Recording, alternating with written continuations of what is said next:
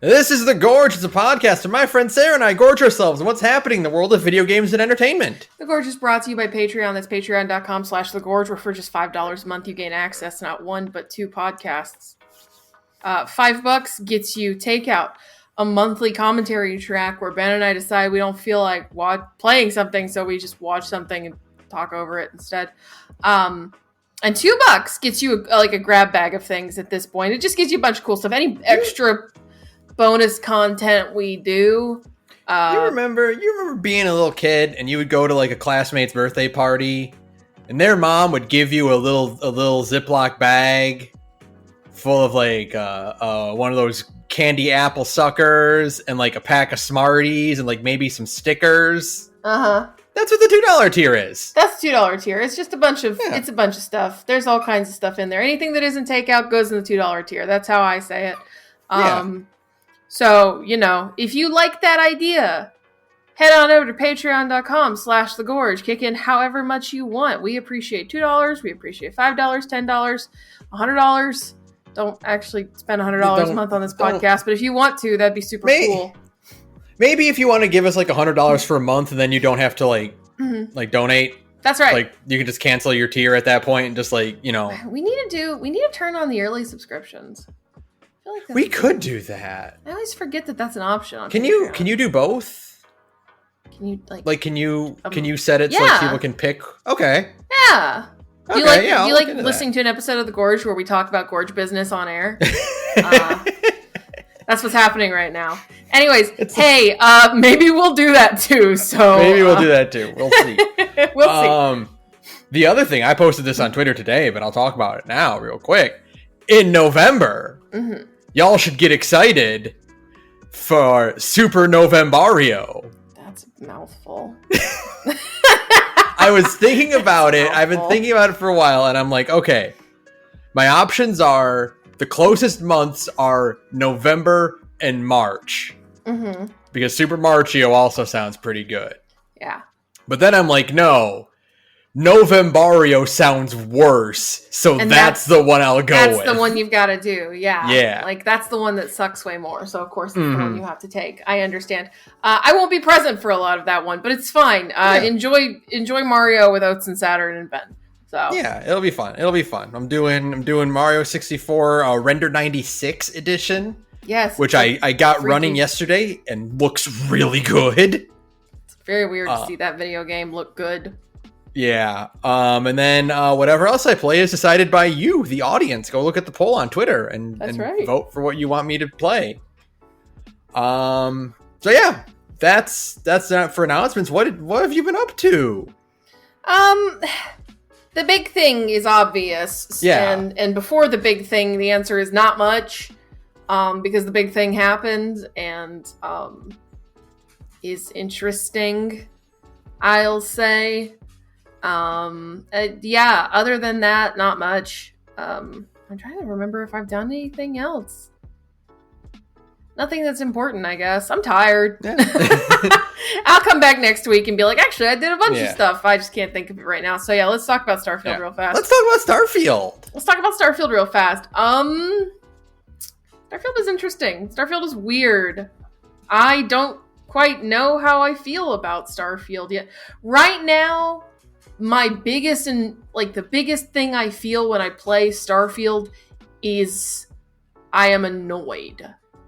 I don't think Starfield is such a strange game because I don't think the way a lot of people think that Starfield comes from like a place, like a cynical place, or I think Starfield is like aesthetically too niche to be cynical, right? Like it's like that really hard, not even science fiction, just like science space exploration shit, right? Like there's some science fiction stuff because there's like magic shapes in space. But there's so much just like we tried to make it look as like future, like realistically futuristic as possible, and it's so like mid-century, like science fiction that analog. Yeah, it's like it's not even analog. It's like very like Sid Meier drawings of the future and like old like Soviet era space station drawings and stuff. You can go look that kind of thing up. There's a lot of that. It's not retro future, but it's mid-century. There's a difference. Yeah. And it's extremely mid-century in that way. And that's such a unique aesthetic that it is not very interesting to look at, but is very interesting to look at sometimes. That I don't think it comes from a cynical place. I think this is like, we're going to make something that's kind of cool and weird looking and unique. And I like that. I think for better or for worse, this is Todd Howard's dream. Yeah, this absolutely feels like the video game Todd always wanted to make. Yeah. For better and for worse is the exact way to put it. I have put 40 hours in the Starfield so far. I haven't finished the main quest yet because I do what everybody does. I fuck around and do other things whenever I'm supposed to be chasing after the main quest.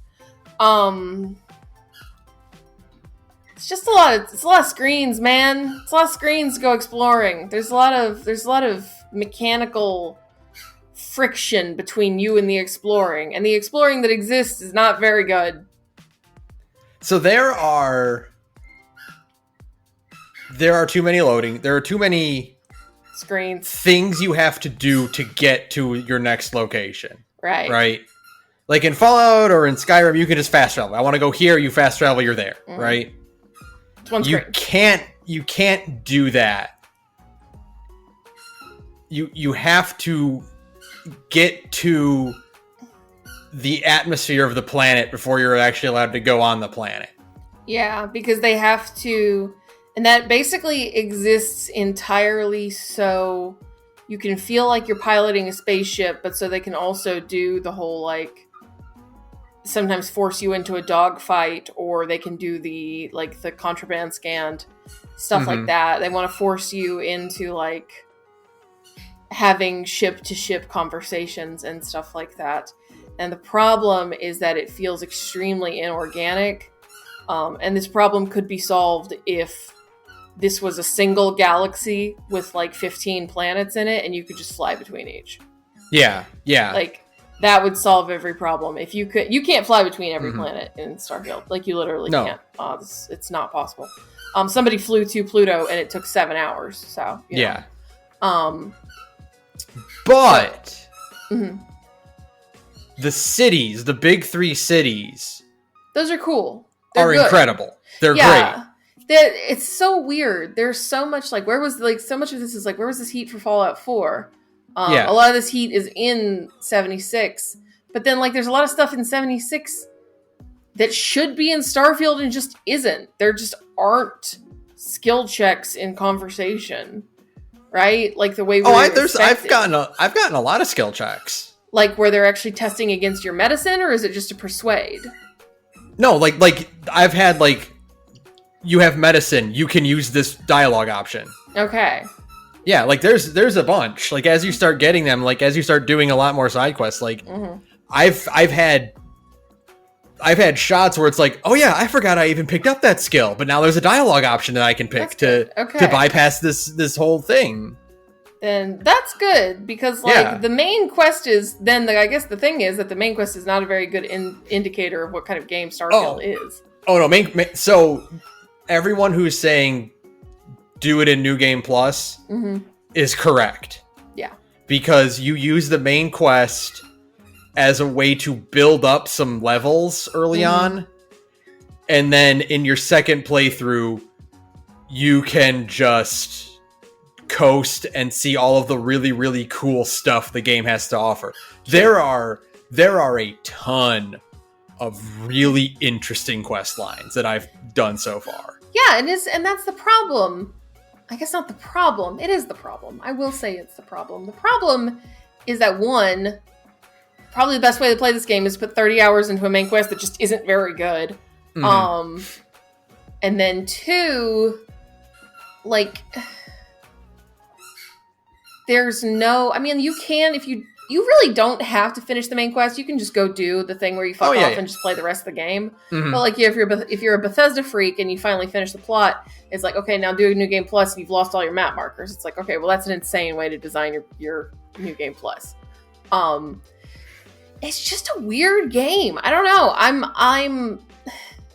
I'm mostly lukewarm on it right now. I have not found, maybe if I do more side quests and stuff, but the actual playing of the video game part, the actual like combat is really boring. It needed some kind of a VATS thing. You do get a VATS. You do get a VATS? Yeah. Okay, again, I've played this game for 30 hours. Yeah. See? VATS, you get, one of the powers is VATS. Where it lets you target things? It doesn't let you target, but you do slow down time. You do stop time. Okay. Well, it gives you the stop time. There might be a power that lets you target things, but there's a power you can get that does that. There's also a drug that lets you slow down time.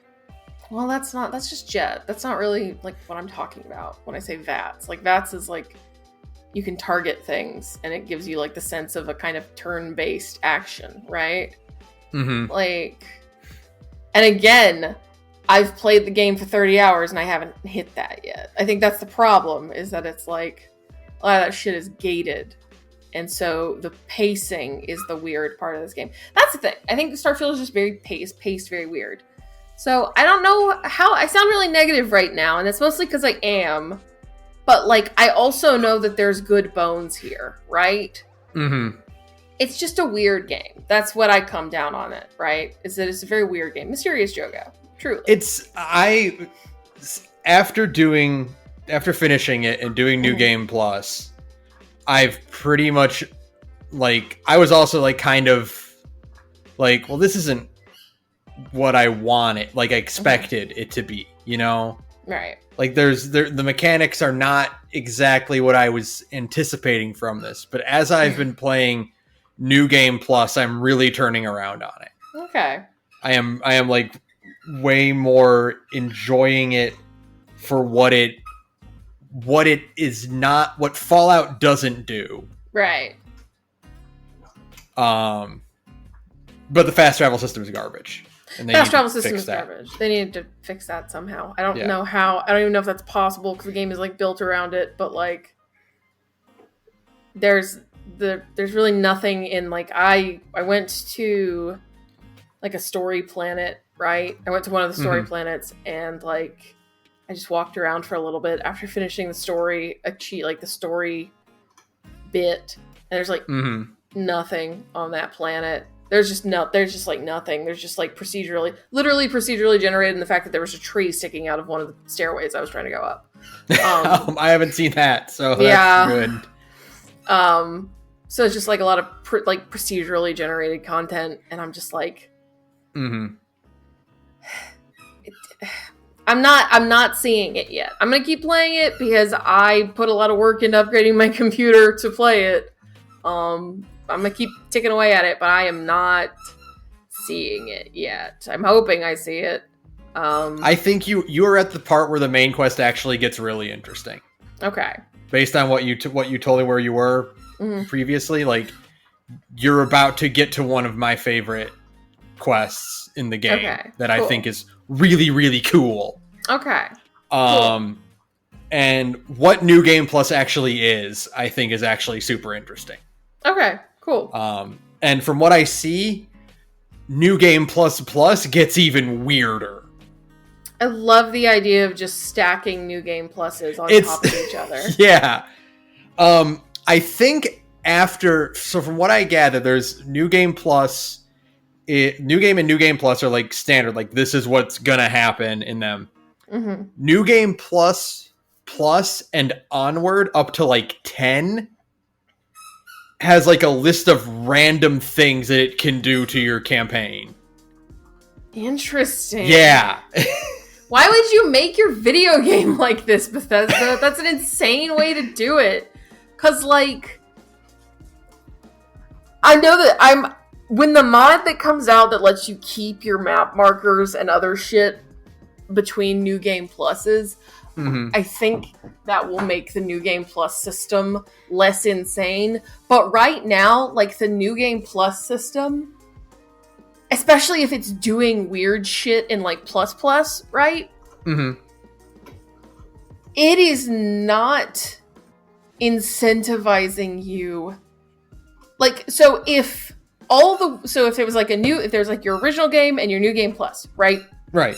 And all the weird shit happens in New Game Plus, and there's no way to do a plus. Right. Then it would make sense to say like, okay, this is your, you do the main quest, then you go into New Game Plus, and that's where all the weird shit happens. And yeah, you lose a couple map markers, but you only did the main quest, right? Right. But like the way it's built right now, it's kind of like saying, okay, well, here's the main game, do the main quest, now go do New Game Plus, get all of these map markers, right? Right. And then you still, if you want to see all the weird shit, you have to do the plus option. So you have to lose all of that exploration, all of that like settlement building and shit that you've potentially done, right? So the way I'll put it is that New Game Plus. So New Game is for everyone, right? New Game Plus is more for people like us who like the settlement building and exploration of Fallout 4, right? Right. Like, where it's just like, I want to have a save file where I can build a bazillion spaceships and create a bunch of settlements that are all linked together and do every single side quest in the game, right? New Game Plus Plus is for people who like Nier Automata. Interesting. Okay. In which you say, I don't care about the side content. The actual plot of this game really fascinates me. So they're not, you're not expected to put 500 hours in New Game Plus and then do New Game Plus Plus with that save file. Right. You're expected to just keep doing the main quest to see what weird shit happens next. Very interesting. Okay. Yeah. We'll see. Very weird. It feels affectionate, like Todd Howard didn't want to throw a single idea away. Yeah. Yeah, he's not going to throw anything away. There's definitely a lot of stuff in here that doesn't need to be in here. But he was just like so devoted to like a certain aesthetic trappings. This is such a self-indulgent project for Todd Howard that I respect it because of that. I do respect it because of that. Absolutely. I think he should probably retire after this video game. I think he should be done. Yeah, I don't think he needs to make Elder Scrolls 6. I think somebody else needs to. I think he can step down. I think he can rest. He can lay in the bed and go to sleep for 100 years. That's right. And then come back in 100 years and be like, I've got to make another video. And then finally Fallout 5 will come out. Yeah. I don't think Todd Howard or Bethesda will handle Fallout 5. No. I think they're done with Fallout because of Starfield. I think probably now that they're owned by Microsoft's probably going to be like, no, we're giving this to somebody else. So we can get this franchise out in like a human lifespan. Yeah. I gave my dogs new tennis balls, by the way. I can hear it. Yeah, so they destroyed all 3 of the ones I bought them before, so I bought some more, and they're very excited. Sorry.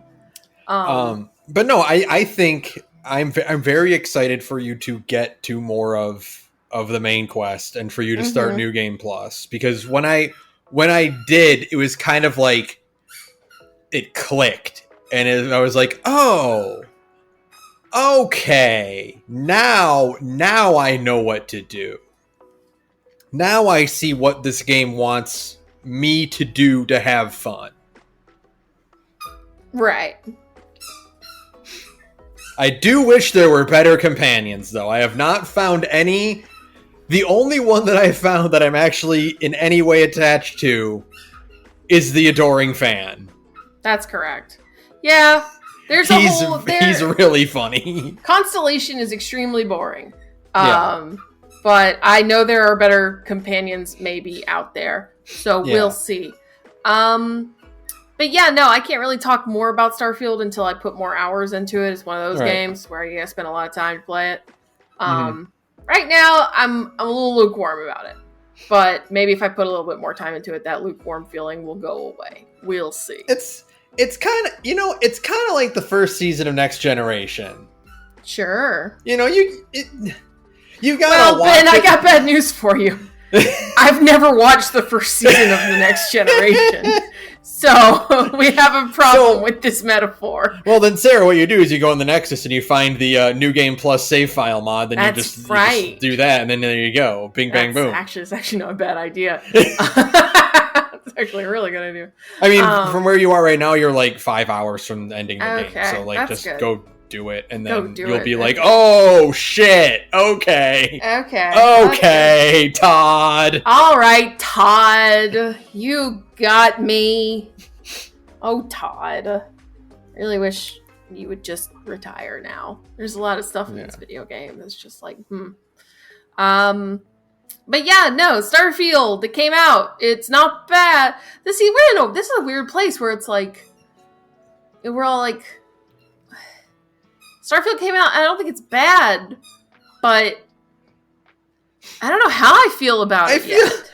I feel very weird because for the past year and a half, you and I have both been saying it doesn't have to be good. Starfield doesn't have to be good. It didn't have to be good, and then it came out and it wasn't good, and we're both like, oh. But I was expecting it to be bad in a way that I grokked with, right? Like it's definitely it's definitely not gritty like Fallout. Well, it's not even the grit. It's like, because I guess to explain my whole thought process was that it was like, if it was I don't think Fallout 4 is very good, but Fallout 4 does have an extremely addicting gameplay loop that I quite enjoy. And I was like, okay, well, if Starfield comes out and it's not good, but it has that gameplay loop, then it's good. Unfortunately, Starfield does not have that gameplay loop. It doesn't, and I'm really hoping... It doesn't necessarily have to be outpost building, although I wish it were outpost building. I would not mind that. Because I love shipbuilding. Shipbuilding has become my thing now. Right. If they can expand on that, then I will have my new gameplay loop. Sure. Right. But yeah, I cannot just put on Starfield and just kind of vibe like I did with Fallout 4, right? Where I can spend an afternoon kind of tinkering with a settlement. Sure. There's also for me anyways, when I play Starfield, there is no, ooh, what's that? Yeah. I have not been to a single planet that set off my, ooh, what's that? Right. At all. To me, ooh, what's that has been replaced to, what did they say? Sure. Because you walk around a city and you hear someone say you better go talk to Jimmy the Eel. Right. If you want a good deal on ship parts. And I'm like, what did you say? And I was like, side quest pops up. I was like, go talk to Jimmy the Eel. And then you talk to him and it's like, well, it's a Yakuza quest that I'm involved in now. Right. Okay. So, all those activities you're picking up are quests. They're full-fledged quests with plots and shit. They turn into, you're going to talk to 3 or 4 guys and you're going to confront a guy in a warehouse and you'll probably have to shoot him unless you're also really good at medicine. Right. And then you can appeal to his nature as a former doctor. Right. Okay. Yeah. Then we'll see after I get done with main quest. We'll come back in 2 weeks and see how I feel. Yeah, absolutely. That's kind of it for me though. I'm tired. I'm sure I might have done other things this past week, but I've been busy with family and stuff. But I can't think of it right now. So that's all I got. The only other thing I did is I did start Sea of Stars. Oh yeah, real JRPG hours. Yeah. Boy, I really do like a good old turn-based JRPG with stats and party members. It's so easy. And turns and equipment and all kinds of things. You mean all that stuff that wasn't in FF16? Yeah. Yeah. I literally like just started and had like Sure. a tutorial fight or two. Right. But the pixel art is incredible. Sure, it's beautiful. I wish more games could look like PS1 games. Yeah. This does not, because their previous game, The Messenger, looked like an NES and SNES game, right? Yeah. Like it looked exactly like those. Mhm. Sea of Stars is clearly trying to be like a PS1 era, like a Xenogears or what's the one I'm thinking of? Like Chrono Cross? Not Chrono Cross. It's a Legend pixel- of Mana? Yeah, Legend of Mana. That's it. Mm-hmm. Like it's trying to emulate that because it's Chrono Trigger techs and Mario RPG timed hits built into it. Yeah. It's trying to emulate that, but it doesn't look like it could have come out on the PS1. Right. The pixel art is a bit too advanced for that. Mm-hmm. But they do have arbitrary silent anime cutscenes Oh, that's that fun. are kind of sprinkled into the game every so often. That's the real PS1 hours. And that's a PS1 thing. Yeah, that's a PS1 thing for sure. Extremely. Yeah, very, very charming. Great design on everything. Mm-hmm. The aesthetics are incredible. Yeah. So yeah, I'm very excited to put more time in that. Sure. I also came very, very close to finishing a run in 30XTX.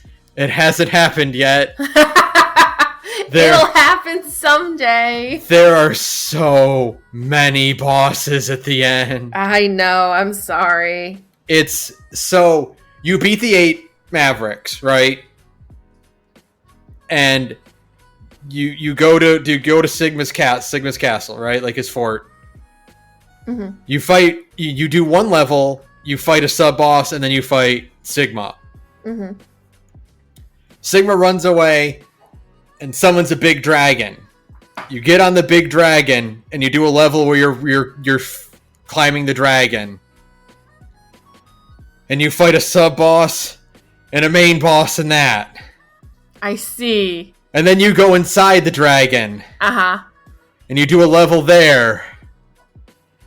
And then you fight 3 bosses in a row. And then maybe the game's over. I don't know. I never got that far. And you only have one sub tank. Mm-hmm. So Mega Man X, if you don't know 1, 2, and 3 at least, I don't know how 4 handles it, but like you can get sub tanks, which is if you're at full health and you pick up a health item, it'll fill your sub tank instead. And if you're at low health, you can go and cash that sub tank in, and it'll restore your health based on however much you filled it. Right. In Mega Man X 1 through 3, you have 4 of those. And they're permanent. So that like, you know, if you cash one out, you can still refill it like as you go forward.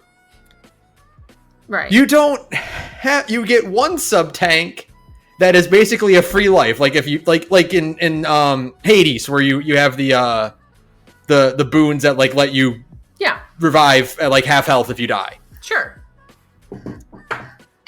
You get one of those, and once it's spent, it's gone for the rest of the run. Even if you have full health, you can't refill it by picking up more health items. I see. Which, if you could do that, it'd be like... It would still be really balanced, because you have to be at full health, when, by that point in the game, there's just a million enemies on screen shooting you at all times. You're not going to be at full health very often. Right, yeah. It's still really balanced that way. Sure. But no, you only get the one. And That I had a sounds run. like a balance problem. Yeah. I had a run where I got like an upgrade for that run, which let me use another charge of it. Mm-hmm. And I still died. I still couldn't make I'm sorry, Ben. This is a mountain you're gonna have to climb on your own. I know, it's just a very addicting game. I'm so close. I'm so close. You can do it.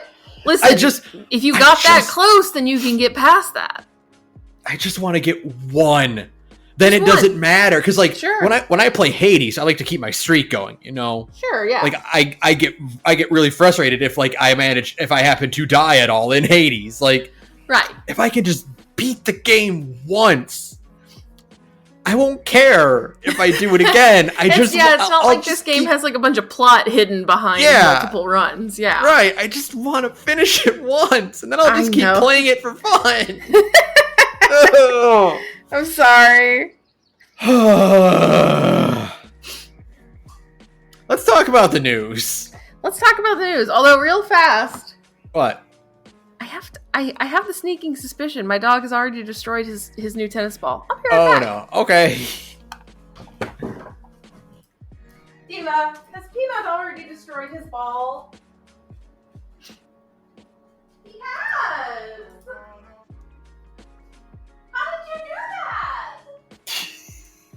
How did you do that? Peanut? How did you destroy your ball already? These are supposed to be strong.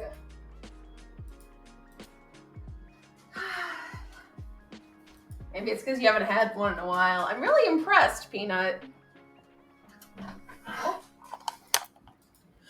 So he has. Good. To have already destroyed the Kong ball. So that's why I bought multiple this time. Well, there you go. Anyways, Ben, let's talk about the news. Yeah. Amazon's Fallout TV show coming in 2024 and takes place in Los Angeles. When in Los Angeles is my biggest question. That's more important than where. Right. When is way more important than where. In the plot is this happening? Because, like, part of Fallout 1 is in Los Angeles, right? Mm-hmm. So is it post Fallout 1? I don't know. I think this show is going to be bad, but it might be good. The One Piece live action show came out and everybody says it's good. So that turned out to be really good. So I don't know. Listen. Amazon announces new Takeout episode is what we're getting at here. That's correct. Absolutely. I don't know. Yeah, Los Angeles feels too easy. It's a little disappointing to pick Los Angeles. Yeah. Like, you literally picked that because that's just where you're going to be filming it. Okay. Right. Like, you need it. They should have picked a location that would not be very game oriented, you know? Yeah. But so maybe they want to tie it to the game series. I don't know. Maybe. I think you've said before, like, but it would be a huge waste to not have Fallout game in the works. Yeah. To coincide with this. Right, exactly. What are you going to do? Be like, there's an event happening in Fallout 76, that game nobody plays anymore. Like, no, shut up. No, put out a thing. Put out a thing, please. Let this... The only good thing the Fallout show has going for it is that it might end in a Fallout TV or in a Fallout game trailer, right? Yeah, that would be cool. That's it. It's all it's got going for it. So we're gonna see. Next, BioWare eliminates 50 jobs to match studios' changing needs. It's never been more over. We're seeing levels of over that we have not thought possible. Folks, they're so dead. They're so dead. Right now, it's just like the final swan song before EA takes them out back behind the shed. I'm just picturing a barren wasteland Doge, and it's just like, guys, I don't think Mass Effect 4 is coming out. Yeah, no. That should be the title card. But like, no, I do still think that Dragon Age 4 is coming out. I think it's going to be bad. Yeah, absolutely. It's going to be very bad, and it's probably going to be some live service horse shit. And then when it fails spectacularly, they will take BioWare out back with a gun. Dragon Age Dreadwolf now coming to iOS and Android. Ooh, brutal. That's not good. That's Yeah, no, there's no way this is gonna be good. That's the trajectory we're on. Yeah, no, it's gonna be really bad. I think it's gonna come out on next gen systems because EA is gonna try and get that AAA bucks one more time because EA also does not seem to be having a good time. Now I'm thinking about Dragon Age 4, but it fucking has the UI of that Gollum game. Oh god, yeah, probably. It's gonna be so bad. We're just like, we had to put out something. It's gonna be so... I mean, you have no idea how bad Dragon Age 4 is going to be, how unfinished it's going to be. That game has already been through like 3 iterations or something like that. Because like for a while it was gonna be a roguelike or something. But I don't know what it's supposed to even be now. But no, Mass Effect 4 is dust on the wind. It's vapor. It's never coming out. Mm-hmm. The most they ever did was that sizzle trailer that was not very good. Yeah. And like a handful of environment paintings. That's probably it. But Mass Effect 4 never come out. Ever. No, we're not getting that. That one's completely dead. And like you said, Dreadwolf will come out. Mm-hmm. In some manner, in some form, some shape, there will be a game that you can buy with money called Dragon Age Dreadwolf. Yeah, sure. It's not going to be very good, though. And no, you don't lose 50 employees and still put out a good quality content. No, that game's dead in the water. Just like BioWare. Imagine that. The 3 Bs. The 3 Bs! Every year it becomes funnier and funny. Every year it becomes funnier and funnier. I think constantly about that bit because that took place in the on the Best Friends podcast. Would have been like 2012, I think, is when Liam's told that story, and it was too late then. Oh yeah, no. Absolutely. At that point, those companies were already like, "Oh no, you fucked! Yeah. Oh baby bird, you fucked up big time." No, that's way too late. I think that's even what Pat says in that clip. He's like, "That's too late." No, it's really bad for basically everybody involved. They are going to take that studio out back and do an Old Yeller. Harder than they've ever done it to any studio. The like disrespect that BioWare will be shown on the way out is astronomical. They're not even going to take it back behind the shed to shoot it. Oh no, it's going to be like a live leaks execution, you know? They're gonna like those live leak chainsaw executions. It's gonna be like that. They're just gonna shoot it in the leg and let it bleed out. Yeah, it's gonna be really bad, is what I'm saying. It's gonna be really funny because I don't have any emotional attachment to BioWare anymore. Yeah. But it's gonna be really, really depressing for a lot of people, and I'm gonna have to bite my tongue to not point and laugh at them. I might still point at them, laugh at them a little bit. We'll see. Yeah. You all were really enthusiastic about that bald motherfucker in Inquisition. I'm allowed to point and laugh at you. Yeah. Get excited for the Dragon Age sizzle reel at the Game Awards this year. It's super happening for sure. Jeff Keighley's gonna have to be like, "Yep, there it is. There's Look at this complete game that's going to be so good from a studio that's super not about to be buried alive. Look at these lies. Look at all of this. Tell me lies, Jeff. Tell me sweet little lies. Next, Cinderella's 4K restoration team says her colors have all been wrong for decades. This is interesting. Yeah, so a veteran Disney animator and director, Eric Goldberg, is working on an official, actual digital restoration of Cinderella. Nice. Her dress is silver. It's not blue. Oh.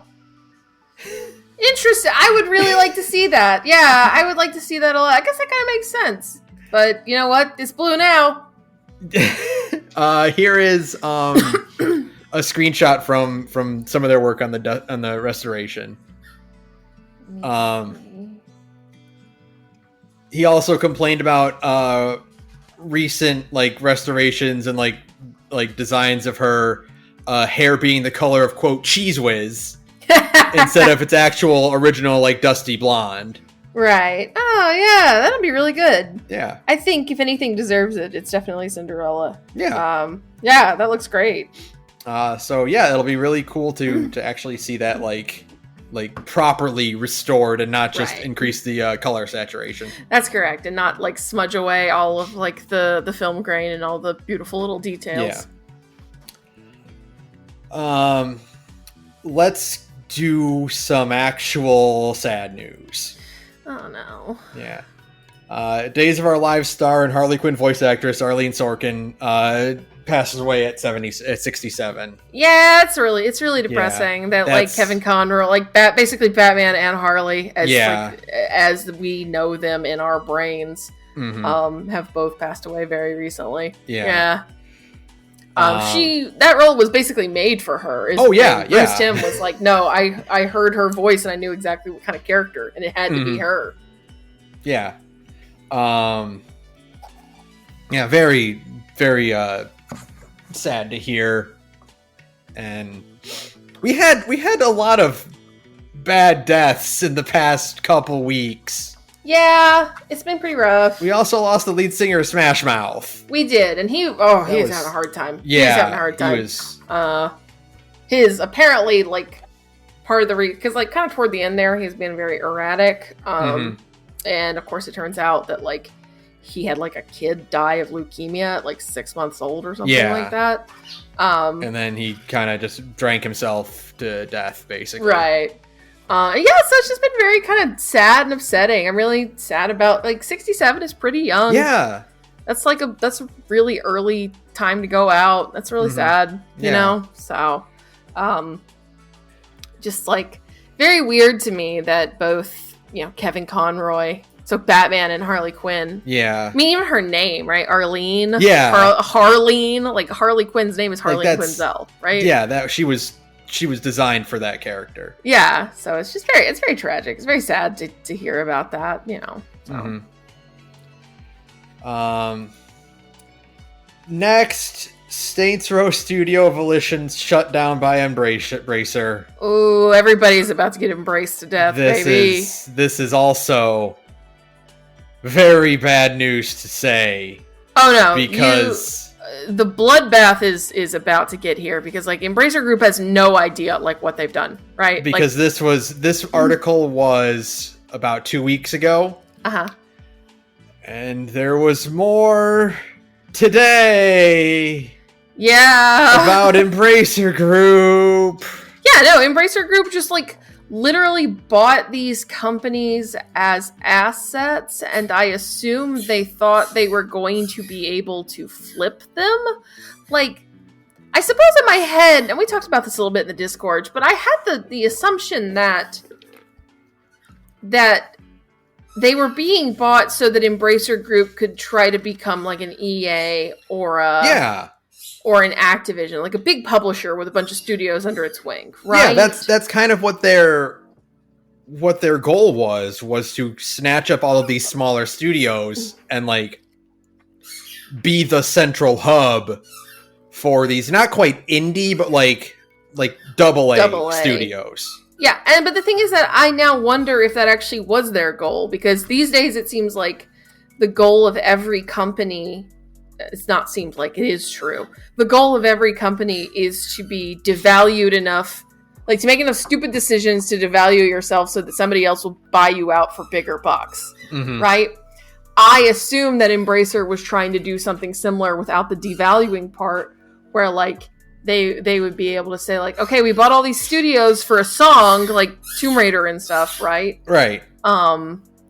And you know, we got them for super cheap, so we're going to be able to flip them once we announce that they're working on a game or something. Right. And then we'll sell the studio to whoever and make a big buck, right? Like that's what Embracer Group kind of is. You buy the studio, you give them the money to make a successful game that gets everyone's eyes on it and gets their name popular. Right. Then you sell that company to someone else. Yeah. And then that's how you make the number go up, right? Yeah. Like, that's all this And is. You repeat this process forever and never lose money ever at all. Right. And the thing is that they did this on cheap credit and low interest rates. And then lately, interest rates across the board have gone way, way up, right? Uh-oh. Oops. Now What? suddenly all these investments you've made are like costing you a shit ton of money instead of being something that's easy to flip. And now suddenly you've just got to shutter because you can't keep paying all these people, right? So you have to shutter a bunch of studios. And it's just going to keep coming. I think pretty much every thing that Embracer bought is going to get shuttered or sold off for like a song. Square Enix might just buy Tomb Raider back for like $500,000.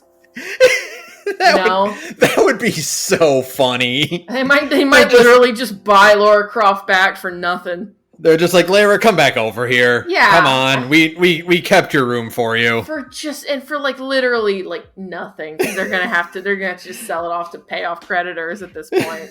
Yeah. I wouldn't be surprised. But how could it fail? We put the money in.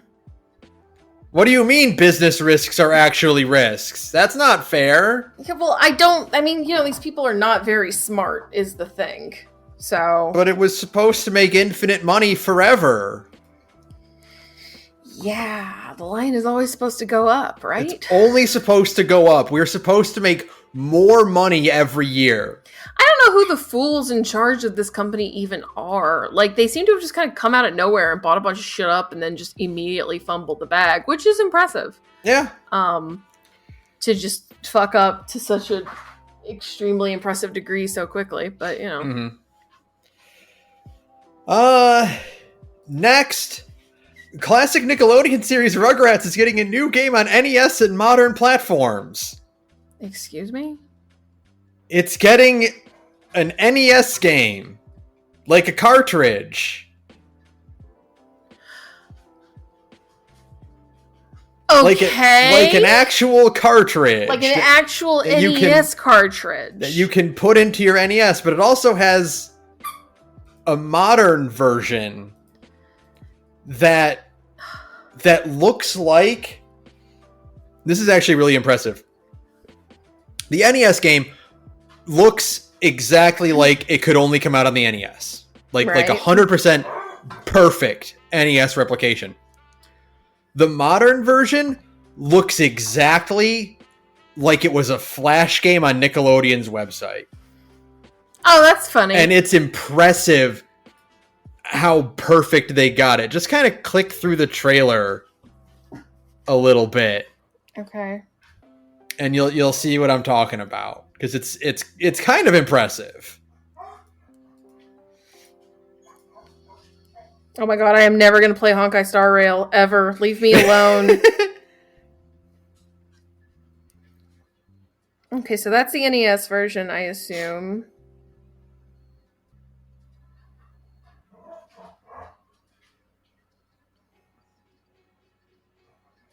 Oh, yeah. Right? That's really crazy. Why? I mean, I don't mind, but what an interesting, thing to do. Right? It's so weird. It's looks very so weird. Fake. It looks fake, yeah. You know what reminds me of? Uh-huh.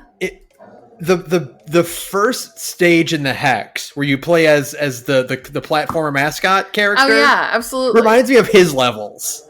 Oh yeah, absolutely. Oh man, there's a game I haven't played in a while and thought about in a little while. Yeah. Dang. Like I'm kind of intrigued. I am intrigued. I won't buy it. I'm not gonna spend money on it. No, of course not. I am fascinated by it. I would like to watch somebody else play it. Yeah. I'm not gonna buy it because of the next article on this docket. Right. Which is Nintendo reveals a ton of Super Mario Bros. Wonder details. Yay! I've got a much better 2D platformer coming. Yeah, I've got something else to play. 12 playable characters in this. Mario, Luigi, Peach, and Blue and Yellow Toad. Daisy. Yoshi, Nabbit, like a bunch of different Yoshi colors and Nabbit. Right. So cool that they have the main 4 and then Daisy and another Toad. Mm-hmm. And just you can just play as Yoshi and just be Yoshi. Right. They showed off the elephant power-up and the bubble and drill power-up, which all look really interesting. Mm-hmm. The co-op, they're doing like a Dark Souls thing online. Where you can like invade other people's worlds? Well, you can put down flags and markers and stuff. I see. And one of the cool things you can do is sorry. You can like put down like helpful like power-ups and stuff for other players to use. Oh, okay, that's fun. That's cute. That's cute. So like if there's like an area like it's like a long jump and it's like, oh, you probably should, get a drill head or something to help you get across this. Here you go. Okay. And then fun. you can get commendations for doing so. Oh, nice. Just like Final Fantasy 14. Yeah, so you get your number to go up. You got a number to see. That's the good kind of number go up.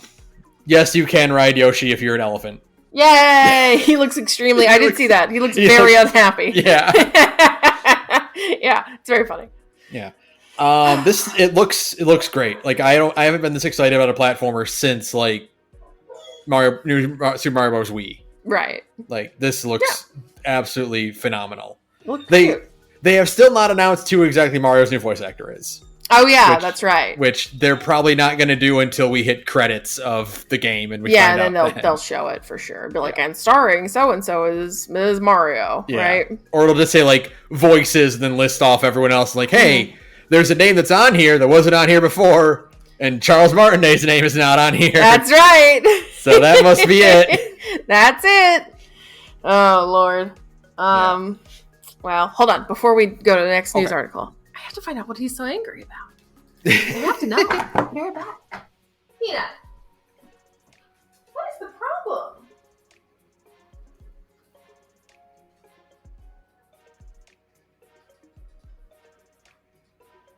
Oh. Come here.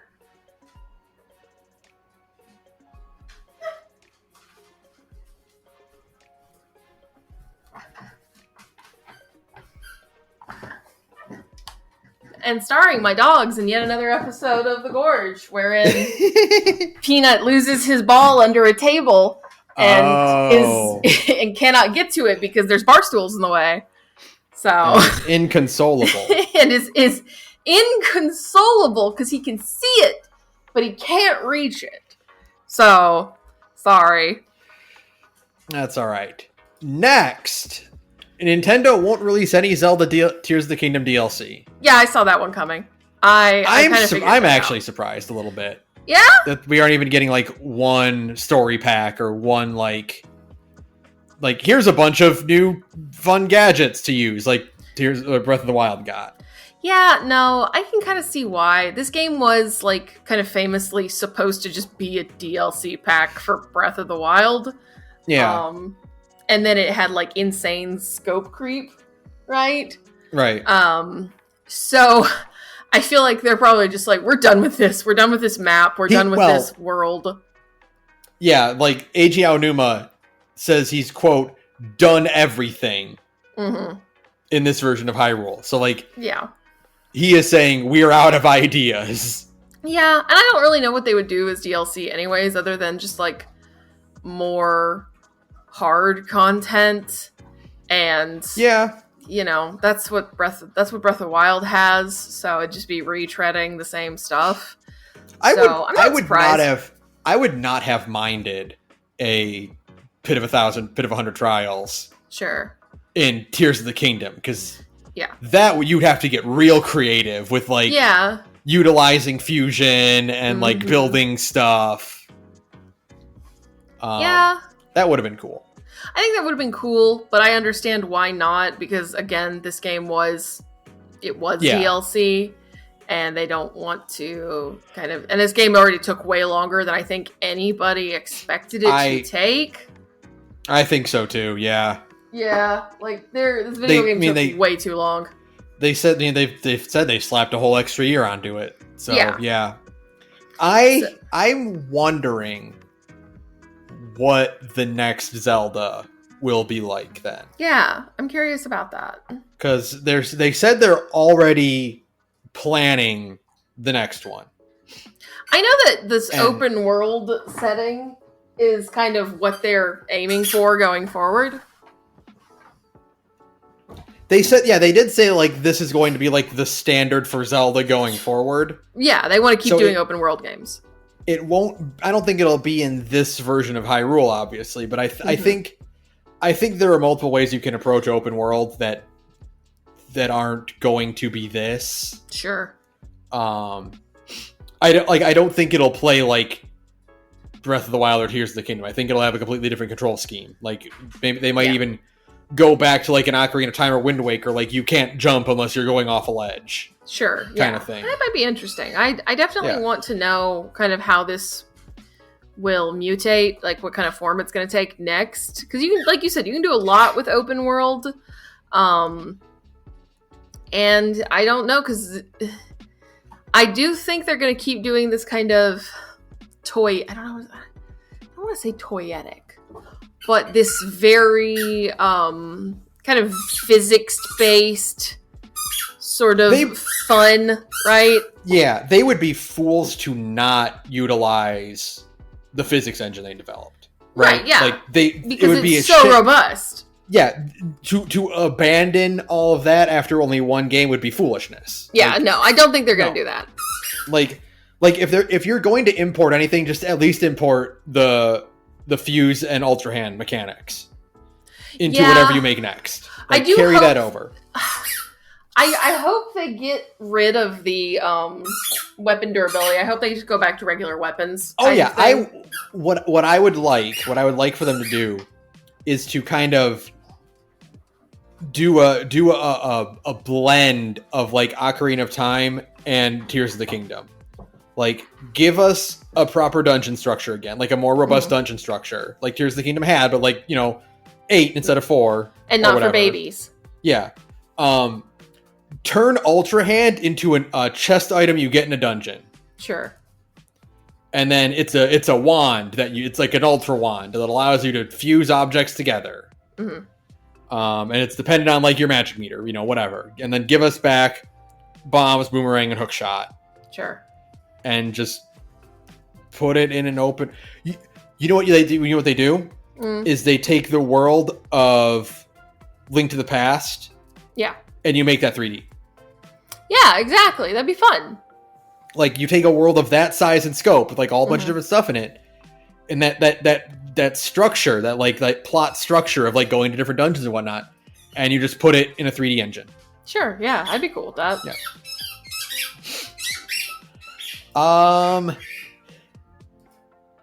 Next. Hey, Mom, Dad, Beyond Good and Evil 2.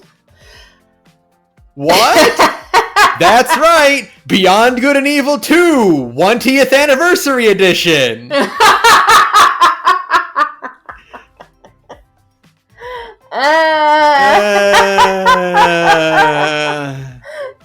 20th. Yeah. Well, at least they remember that it exists. If you're not going to put out the sequel, you might as well re-release the original game. That's correct.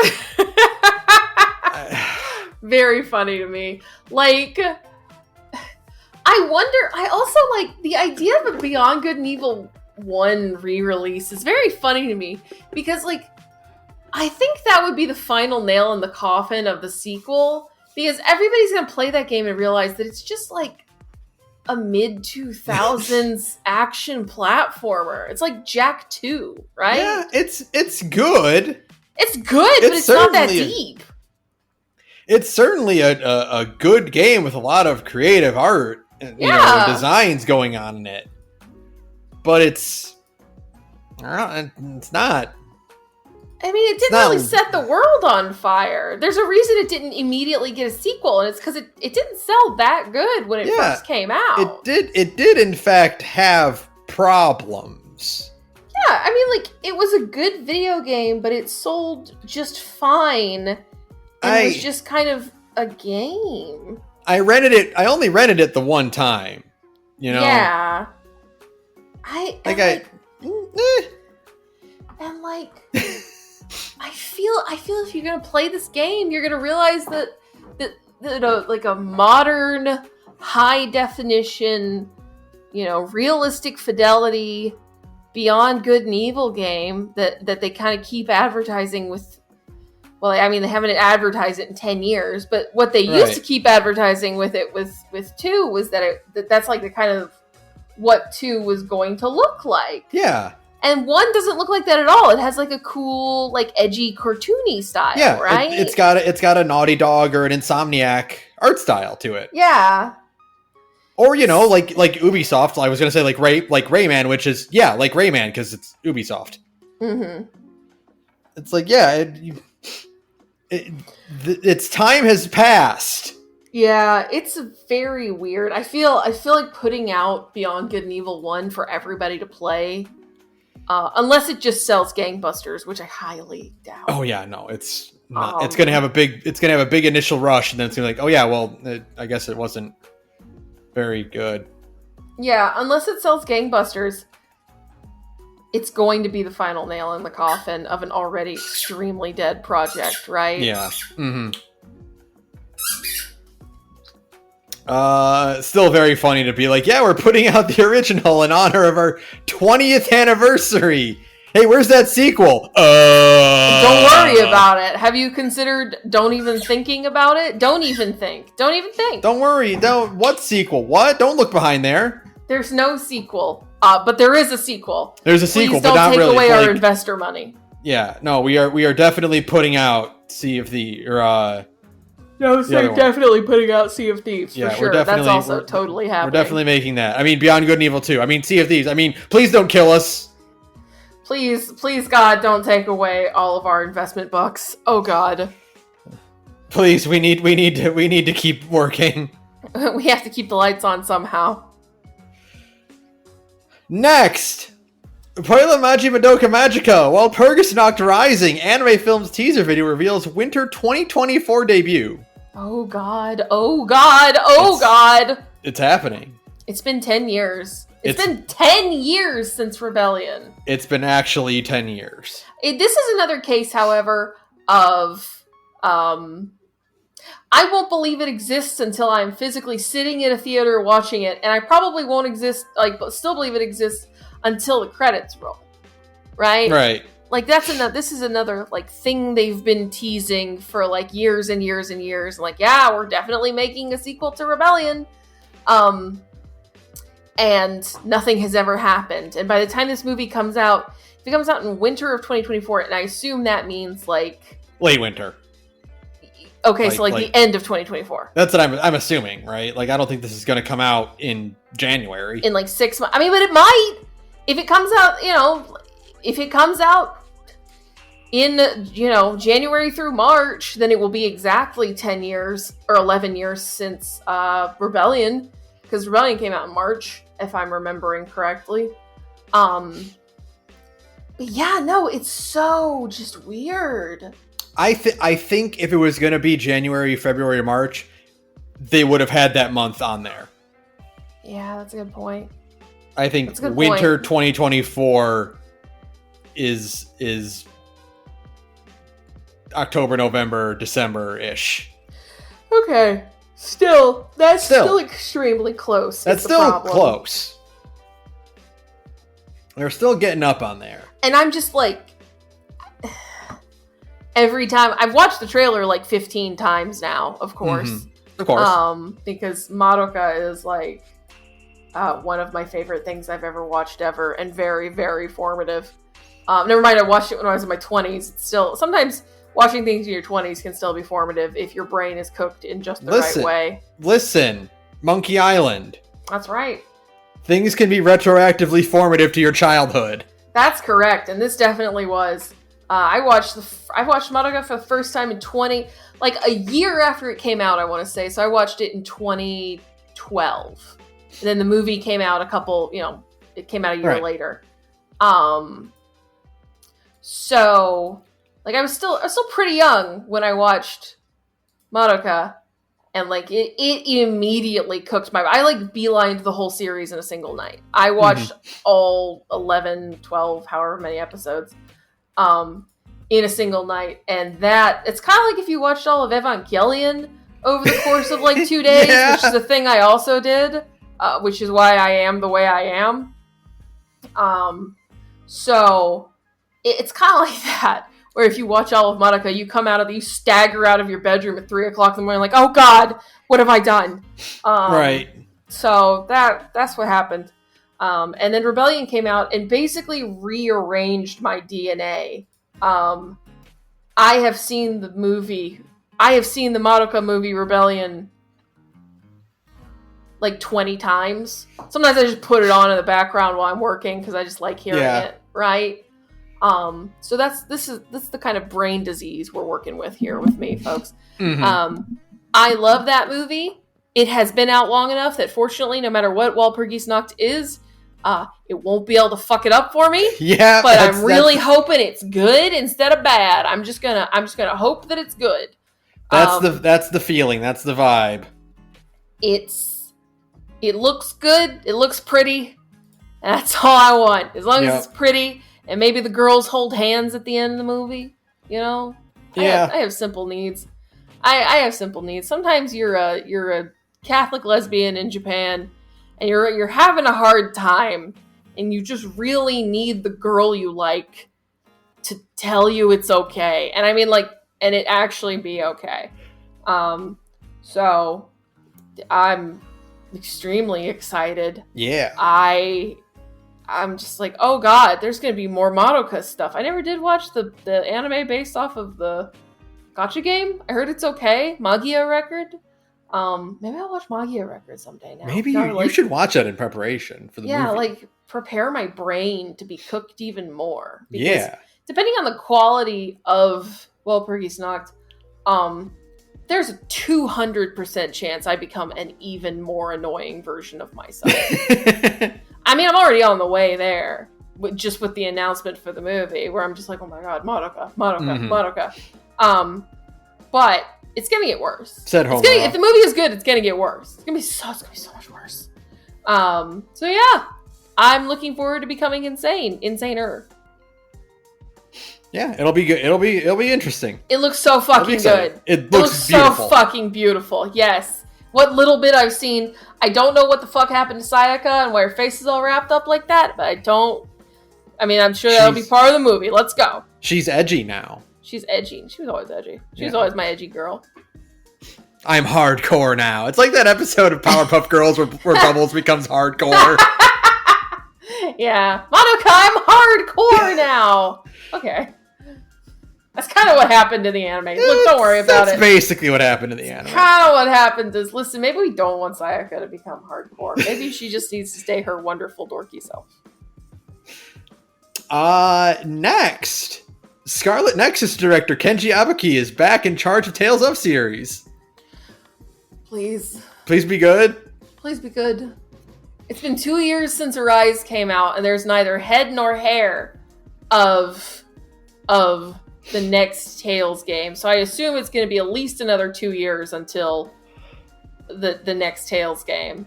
Remember when those were coming out every other year? Remember when that was a thing? Not anymore. Everything is so complicated now, including Tales games. They gotta put out all this other crap like Scarlet Nexus. Well, I will not abide Scarlet Nexus being called crap because considering it's apparently written by the lady who wrote Tales of the Abyss. So I gotta play it at some point. But I would very much like for a Tales game to be good again. Yeah. I would like that. After Arise was bad. Quite bad, in fact. Yeah. I would really like a Tales game to be good again. Please. If we could just have this one thing. Just give me this one thing. Could you maybe, I don't know, because she wrote Scarlet Nexus. you could get Takumi-san to come back. You could! And write it again. She only wrote the most in, like, the game you fucks won't stop putting out. She wrote that one too. She wrote Symphonia. Yeah. And then I guess had a crisis and wrote Abyss. Actually, I think that's literally what happened. She wrote Symphonia and was like, what if it was more sad though? And like, that's how we got Abyss, which is very funny to me. What if you just did that again though? Like, what if you just let her do that again? What if you let her cook? Is what I'm saying. Kenji Anabuki was the directive lead for Symphonia of Vesperia, Abyss, and the two Zillias. Okay, so like my favorite ones. Yeah. Yeah, I mean, so, there's one I don't like because I don't like Exillia 2 very much, but it played good. So, like that's a pretty good track record to have. Yeah, you're batting average there is pretty darn good, honestly, considering I'm like one of the 6 people on the planet who really likes Exillia 1. Yeah, that's not bad. Let's fucking go. Let's do it. Let's make another good Tales game with actual skit portraits instead of whatever the fuck was going on in her eyes. Weird visual, like the weird motion comic. Yeah. Bullshit. The cheapest looking skits I've ever seen in my life, despite the fact that they were supposed to be more money. Let's, back to basics. You gotta cook at the end of every battle, and there's skits where it's just talking anime heads. Yeah, that's all you need. Fuck you. Bring back TP, by the way. Yeah.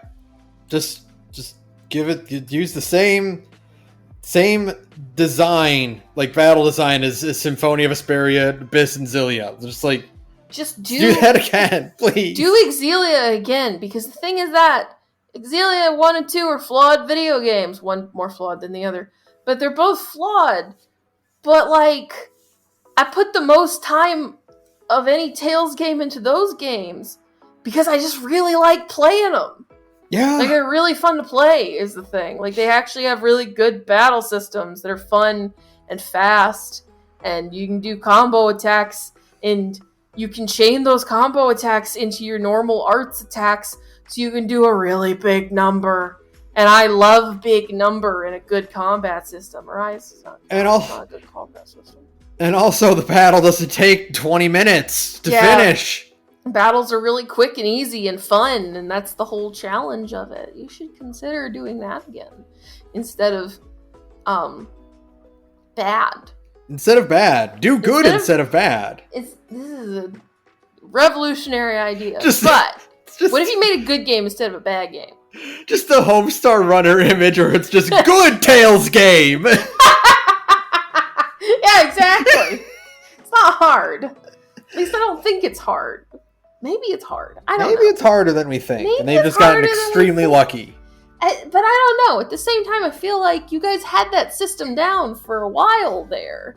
You were cranking out bangers in one way or another. I think you could probably do that again somehow. Out of the 3 that you've done in that new style, only one of them has been good. Only one of them has been any good, and really that's just by the strength of its like plot and characters, not really because the gameplay is exceptionally good or has good dungeon design. God no.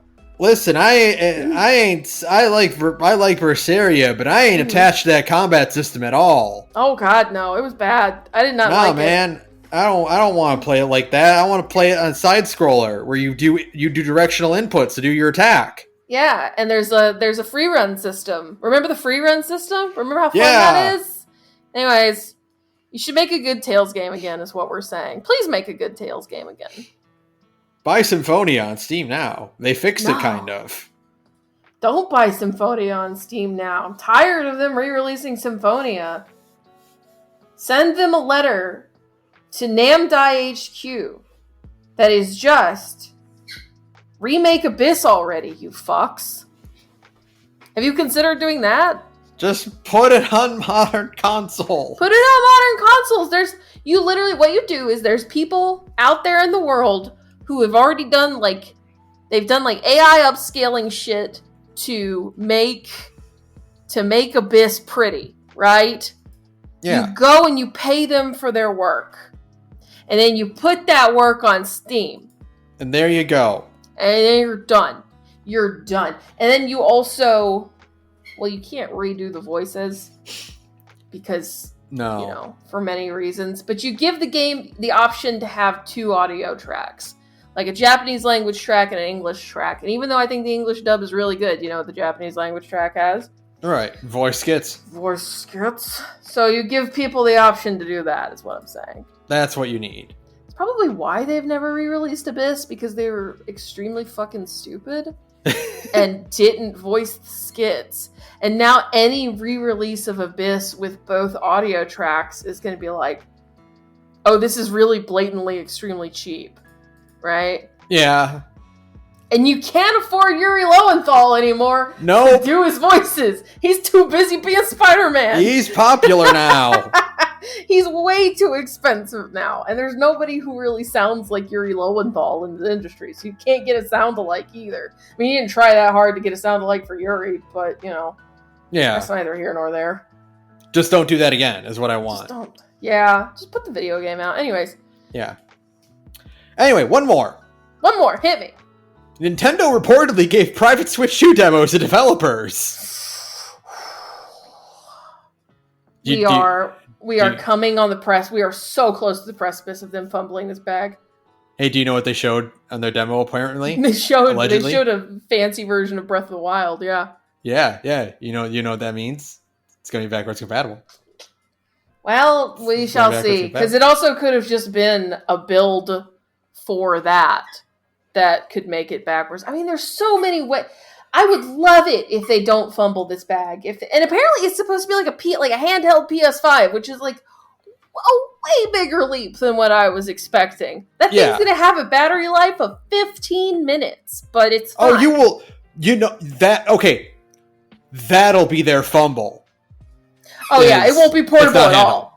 Yeah, it's not handheld. It's a console. Which even then, that's not a fumble. I don't like playing my Switch in handheld mode. I don't know. That is still a fumble, I think, because a lot of people do like playing. Like those Switch Lites are very popular with children, right? That's true. Yeah. Like all of my nieces and nephews, they've got 2 Switch Lites between them, right?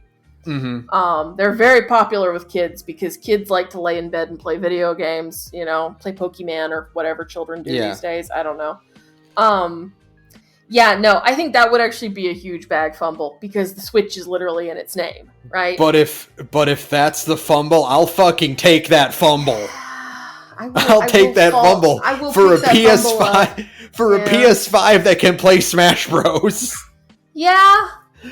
I will see. I don't know.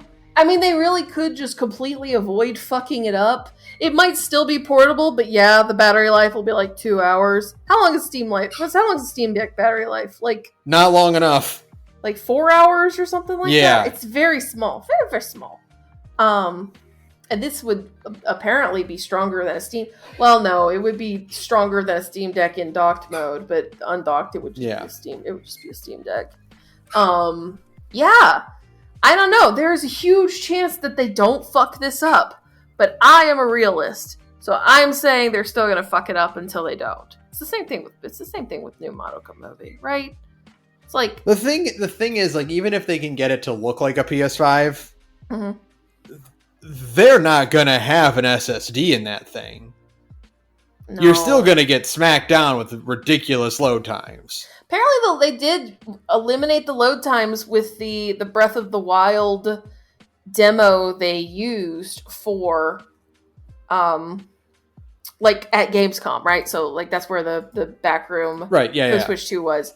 Apparently, it didn't have any load times, so they're doing something. They might, let them cook. They might have an SSD in there, right? That would be I don't know. That would be insane. It's... If this exists in the state they're saying it, Sony and Microsoft are fucked. Microsoft more. They're turbo fucked. Yeah, no, they're both extremely because they got no games. Neither of those fucking systems. I sold my PS5. I was like, I don't need this thing anymore. Like, there's only gonna be one game console and a PC after this. Yeah, no, you're gonna need to play Mario and other. Right. And Yeah, no, if Nintendo can find a way to not fuck this up, right? That's the very important part here. But if they find a way to not fuck it up, then Nintendo will be the only video game company for the next 15 years. Right, because it's not going to matter. Yeah, exactly. Which would be insane. Oh God. It's really, when you put it like that, it is insane how much hinges on the Switch 2 being good or bad, right? The Switch 2 being on par or close to a PS5 it'll be, the gaming industry will split into two paths. Right. Depending on whether it's good or bad. Yeah, whether it completely crashes and burns. I don't know. Again, I think the biggest factor is if it's going to be backwards compatible. I think that's going to make or break it. And I guess if it's a huge piece of shit, like the 360, the 360 was supposed, on paper, the 360 should have been a huge W for Xbox. And it was, culturally, it was a big W. But, they never made as much money off the 360 as they wanted to because of it, its construction problems, right? The Red Ring of Death. They lost a ton of money on having to just send people free Xboxes, Right, yeah. So that should have been a way bigger W, and it wasn't. And that's the only thing I can think is it could not be backwards compatible, or the actual machine is going to have problems. And people say, well, Sarah, that's not possible. Nintendo makes good systems. Nintendo used to make good systems. These days, they have still not fixed Joy-Con drift, right? Right.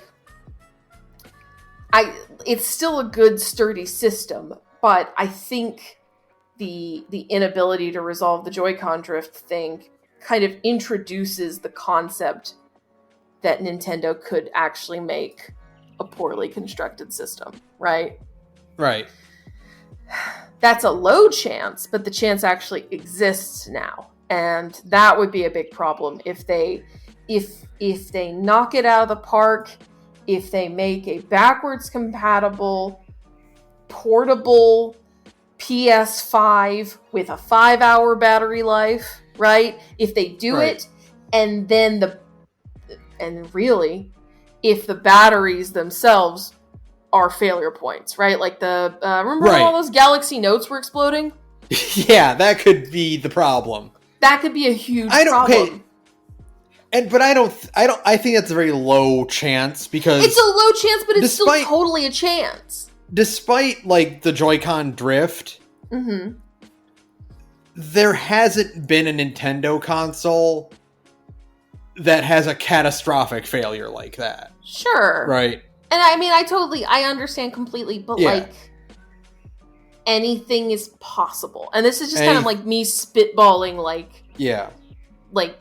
the two paths I think the industry will literally go in if the Switch is good or bad, right? Yeah. I think the biggest failure point that I think is reasonable at this point for it would be the removal of a feature like backwards compatibility or docking or anything like that. Yeah. Versus introducing a new problem that was heretofore unforeseen. Sure. Absolutely. I think the lack of something carrying forward is more likely than that. Mm-hmm. And I definitely think that it not being a Switch, right? They'll call it it not being a Switch in that you can't switch it back and forth from handheld to TV. Right. I think that actually would be a bigger problem than people realize. Because you and I, we only ever play it in docked mode. Right, yeah. But I like bringing my Switch onto planes. I brought my Switch onto a plane to Portland. And it's kind of what helps it stay a very casual machine, right? Mm-hmm.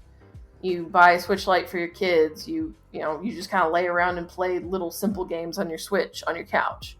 Right. And it's not you can easily take your Switch to parties and stuff, right? Yeah. The lack of a proper handheld console would definitely it hurt. Yeah. So, I don't know. I don't think. I really want to believe in Nintendo, but also history tells me I shouldn't because they love to fuck up after a huge success, right? Right. So, but like, what if it is good though, as we're always saying? I think the difference between this and previous generations where they did fuck it up is the possibilities of them fucking it up would have to require a complete misunderstanding of Nintendo as a company. Yeah. In that, like, the Wii U fucked up because they misinterpreted the audience's perception of unique control style, right? Right. Like, they were like, oh, people like the weird gimmicky part of it. Right. And yeah, they did when they played Wii Sports and like that's it, versus a more dedicated like audience that wanted to play a proper Mario or Zelda or something, right? And stuff like the Virtual Boy was them trying to be experimental and weird with their handheld. But the Switch's primary gimmick of docking and undocking and being portable is a lot more sober than previous gimmicks. Sure, absolutely. So I'm just, I don't know. I think I always like to say they'd have to be really, really stupid to fuck this up. But sometimes they are stupid. Sometimes they're stupid. Sometimes they're really stupid is the thing. Like I used to think, I used to believe Bayonetta's original voice actor, because I was like, well, she'd have to be an idiot to sabotage her voice acting career like this. Right. And then it turns out that she is. So she just is. She actually is that stupid. Oh. And it's like, oh, okay. Well, fuck. I mean, that's what I'm saying. Literally anything is possible when it comes to Nintendo. It literally could just be as something as simple as not effectively communicating via marketing that this is a sequel to the Switch, right? Right. Like, they might give it a super stupid name like the Wii U. And Switch Plus. Yeah, they'll call it, oh god, that's exactly it. Fuck. Or they would call it like the Switch Plus. They would not adequately communicate that this is a new Switch. You know what they would call it if they want to really fuck it up? Switch On. Yeah, see? That's it. Oh god, that's so possible. Because, like, the problem is that if the Wii U hadn't had its dumb screen controller. Right. But if the Wii U had just been like, no, this is the Wii 2. Yeah, right? If it had been Wii 2. If they had just called it the Wii 2, and it had, even if it had its dumb screen controller, right? It still would have done much better if they had just completely communicated, this is a sequel to the Wii. If you want to play new games that are like Wii games, you got to buy this system, right? There's no compromise there anymore. Then they didn't do that, and there was like a lot of consumer. Even I remember being younger, and the Wii U was coming out, and being like, "So is this like do I have to have this thing to play new video games? Like, what is this? Is this an extension? Like, is this a unique controller for it? Like, no, it is a whole separate console. It's a whole separate console. It's like, because they did that, and the problem is that Nintendo does that shit all the time, right? They did what was that 2DS thing they did? It was the 2DS. It was the 3DS with 3DS without the DS, right? Or yeah, okay. There's the 2DS, the 3DS, but there was also, what was it, like the DS Plus? Do you remember that thing? There was the DSi. That's it. Which had a camera. Yeah. See, this is what I'm saying. And then there were also specific either for the DS or for the 3DS, one or the other, that there were specific games that could only be played on like the upgraded version. There was the new 3DS. Thank you. That was it, because it had the second joystick. Right. And you could only play specific games on that. Remember that? Yeah. Because it had the second joystick. Yeah. But it was still backwards compatible, and that thing flopped super fucking hard. Right. Because it wasn't adequately communicated that this is the sequel, that this was kind of technically the sequel to the 3DS. Yeah. Even though it also wasn't? It was kind of like the Game Boy Advance to Game Boy Advance SP pipeline, right. But they also put out stuff that could only be played on new 3DS. Yeah, exactly. The Game Boy Advance SP was only an upgrade, right? Yeah, it was here's an Advance with a backlight built in. Right, and you could fold it up, and it was like even more portable, right? Yeah. Great, perfect.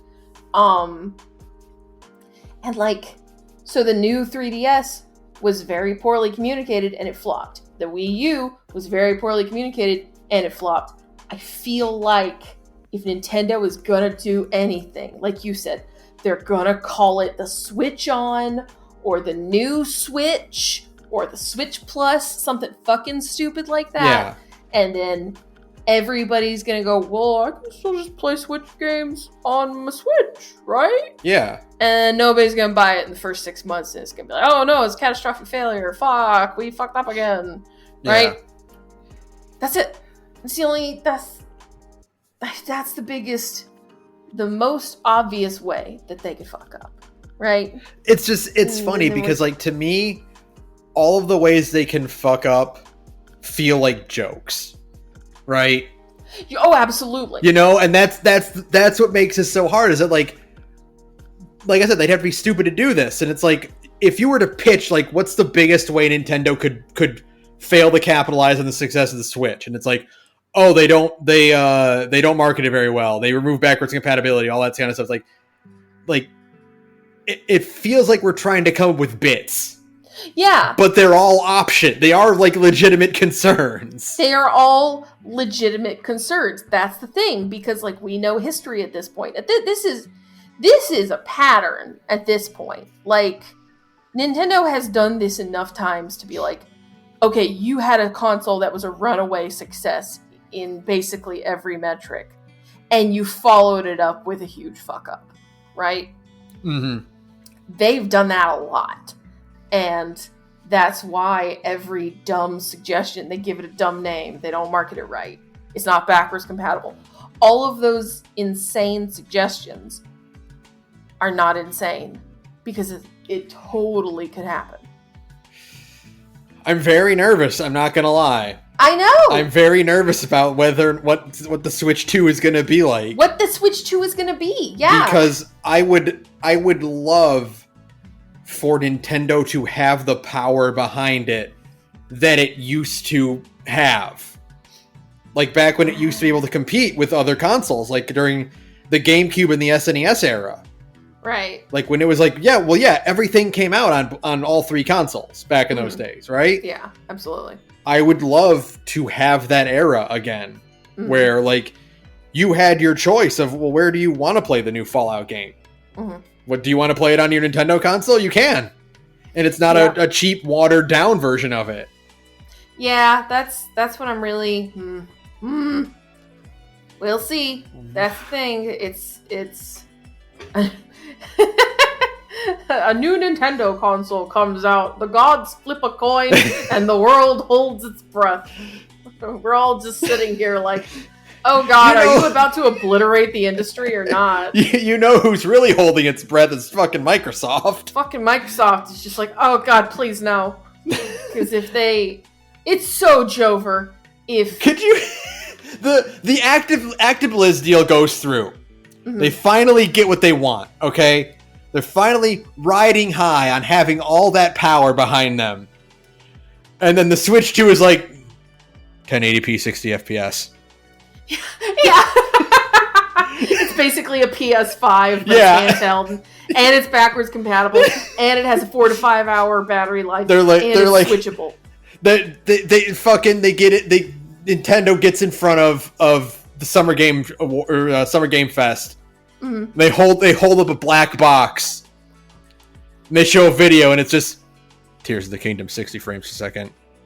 That's right. And then Microsoft just dissolves. You just see Phil Spencer just like melting. you hit in the audience, you hear him screaming, "No!" as he fades away like Marty McFly.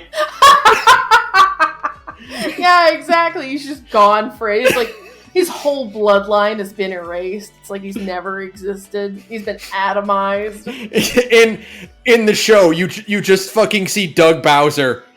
And he opens up an Animal Crossing like box, and he takes a Switch cartridge and he puts it in the Switch 2 and turns it on, and just like it's just Phil Spencer like he got hit with a Kamehameha, and he's just dissolving like Cell. Yeah, he's just being completely obliterated. Absolutely, he's doing a Toriyama villain face. Yeah, his whole body is just exploding into dust.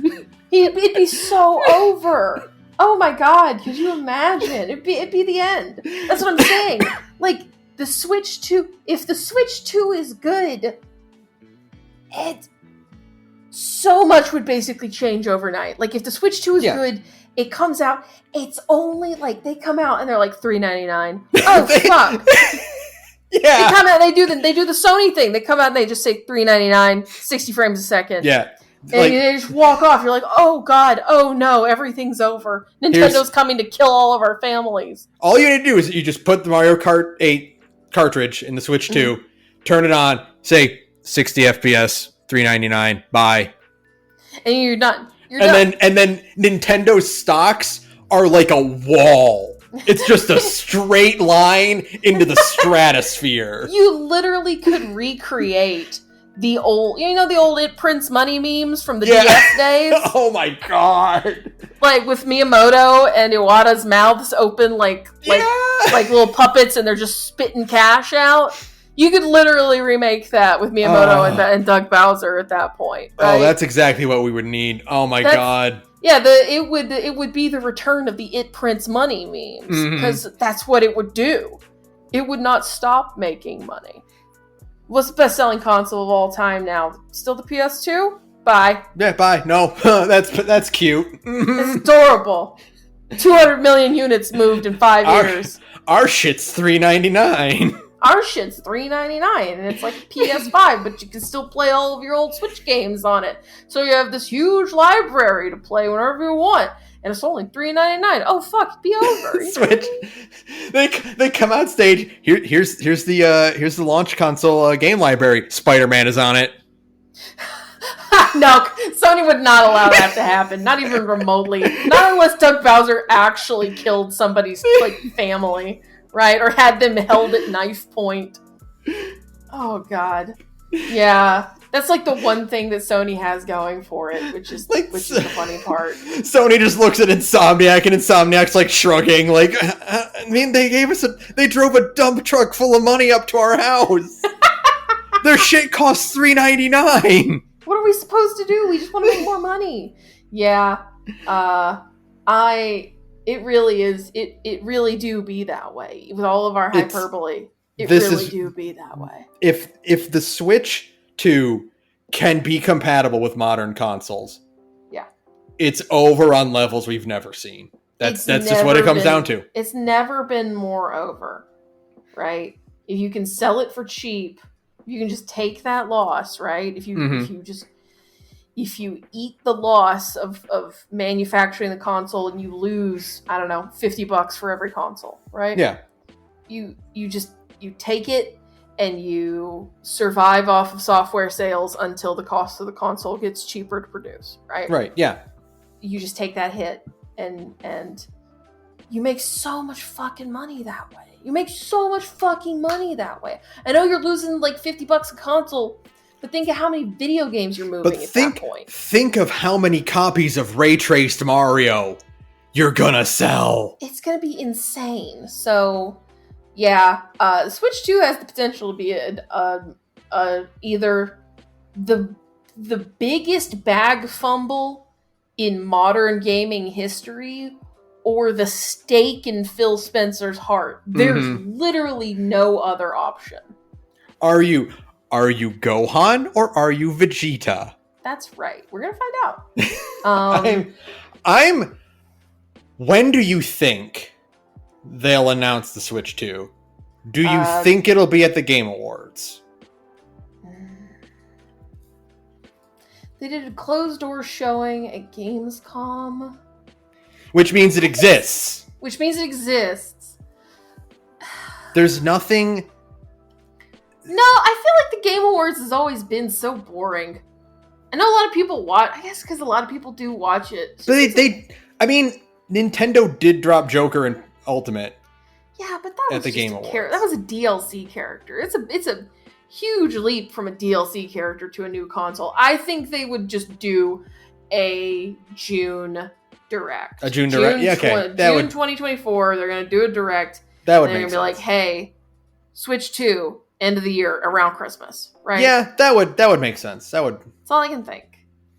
Maybe they want to, maybe not. Maybe they're going to, no, it won't be this year. I was about to be like, maybe they want to get it out for Christmas this year. And then the words left my mouth, I was like, no. They aren't getting it out for Christmas, but they might announce it in December. Sure. I see that. Yeah, I think a Direct would make the most sense. Yeah, they're gonna want for it's gonna be them. Yeah, like it's for a console announcement, they're only gonna want eyes on them. They don't want any shared hype, right? Because I think Game Fest is too late. I think if they're already showing closed door, they're gonna want to get it out before next summer. Yeah, they're gonna want to announce it before next summer. Sure. So early next year, there's gonna be a Direct, and everyone's gonna be like, "Is this it?" And then Nintendo's gonna walk out and be like, "It's it. Here it is. Here it is. We made it. We made it. Switch 2. We didn't fuck it up. Hopefully, we didn't fuck it up. We'll see. That's all they need to say is Switch 2, like subtitle. We didn't fuck it up. That's their slogan. That's it. We would like to play. It's everything you expect the Switch 2 to be, right? That's all they gotta do. They gotta walk out and be like, it's whatever you think a Switch 2 needs to be, it's that. Yeah, it plays 60 frames a second. It's still a Switch. It's backwards compatible. It's launching with like Mario Odyssey 2 or whatever, right? There you go. We've got it all. We figured it out. It's $3.99. It's got to be $3.99. You know it would be the thing to just stomp on Sony and Microsoft forever. Metroid Prime 4 launch title for Switch 2.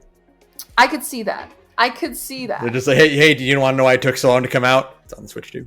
It's on the Switch 2. You got to rebuild it from the ground up for the Switch 2. I actually do believe that.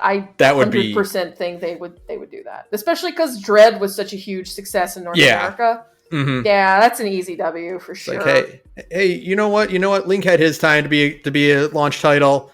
It's Samus's turn. Let's give it to her. I could see that. They would launch it. I think they would absolutely launch it with like whatever the next Odyssey. I don't think it'll actually be Odyssey 2, but you know what I mean, like that format of Mario game. I think what like the realistic launch title would be like a new big title, like a new Mario, Zelda, Metroid, whatever, and then to supplement it, it's hey, here's Breath of the Wild, Tears of the Kingdom Advance. HD. Like it's backwards compatible, but here is the HD version of it. Here's like the special 60 FPS ray tracing edition of Breath of the Wild. Mm-hmm. Yeah, I can see that. Like they did with Spider-Man. Yeah, exactly. Yeah, I believe that. I buy that totally. What if it's good? What if it's good though is the real question. It is like the single question hanging over everybody's head. It's not like what if it's good though. It's like hushed, nervous whisper of like, hey, but what if the Switch 2 is good? What do we do then? I want to get T-shirts printed. That's just like, what if it's good though? The two of us being really nervous, and it just says, "What if it's good though?" Yeah, that actually would be a really good Gorge T-shirt. It's just, "What if it's good though?" Yeah. I love that idea. Actually. What does your shirt mean? Oh, it's this podcast where these two people talk about games, and they're really nervous when something good might happen. They get really panicky and uncomfortable when like there's something good on the horizon. when something might not suck ass for once. Yeah, that's us. We just get nervous. Like, what if it's good? What if it's good though? I really need Transformers to be good though. And I don't even. Where the fuck is that game? Where is that game? It's been a while. I haven't seen that game in a while. I think Rise of the Beast being kind of a flop. I was watching that the other day. That movie bombed. Like, it made its budget back, but the problem is you can't just make your budget back in Hollywood anymore. You have to make like 3 times your budget, and it did not do that. No, it did not. Did not do that. That movie bombed super hard, which is really a shame. That's what happens when you release alongside Spider-Verse. Hey, this is why certain games delayed their release in October. By Spider-Man is the thing.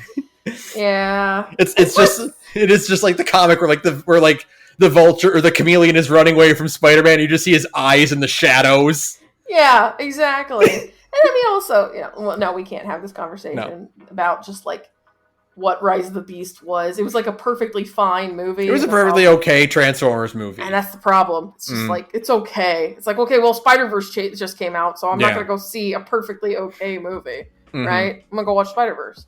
That's the problem.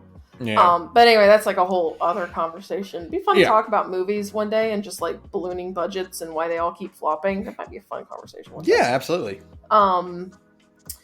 But yeah, no. What if the Switch 2 is good? What if it's good though?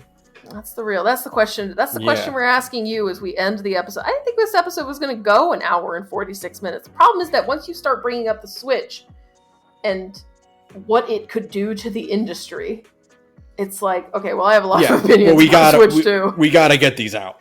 But yeah, that'll do it for us. Thank you to DJ Cutman for using background music. You can follow me on Twitter at thegorgepodcast. You can follow Sara at radioinactivity. You can email us at thegorgepodcast@gmail.com. If you want shirts that say, what if it's good though? Join our Discord and tell me. That's my job. I will find a way to make that happen. I literally am a t-shirt designer by trade. So join the Discord and like tell me if you would buy them, and maybe we'll do like a limited join our Patreon at the $50 tier, and we'll give you a shirt for a month. That's and right. Then you can switch back to like $10. That's right. You know, we'll figure that out. I might actually make a "What if it's good though" t-shirt. Yeah. Tell us. Join the Discord. Tell me if you want one. I think that'd be really funny. Maybe I'll try and think of a design while I'm working tomorrow. Yeah. That's it. Yeah, and also look forward to Super Novembario. Oh, it's such a bad name that you don't even know how to say it. It's such a bad name that you don't even know how to say it. I love it. I'm so glad I decided on this. I'm really glad you went with the worst option. Good job. It'll be fun. I'm really looking forward to it. I'm really sad that we can't do November Heroes. Yeah. But I'm going to be in Amsterdam for like a third of November, so I need to not be around. Well, that's when I'll do No More Cheeros. Oh. What's that? That's March. No More Heroes. That's even worse. You should be ashamed of yourself. You kiss your mother with that mouth? Terrible. What do we got? Fuck that stupid joke. Fuck me for putting that out in the earth. Now it's in my head. I hate it. I was like, you said it, and I'm like, the fuck is a Cheerio? What month is Cheerios? Oh, fuck. Stupid. Yeah, we're gonna have to do that, aren't we? Yeah, we are. God damn it. Shit. Fine. I'll see you all in March, everyone. Yep. Good night, everyone. Good night, everyone.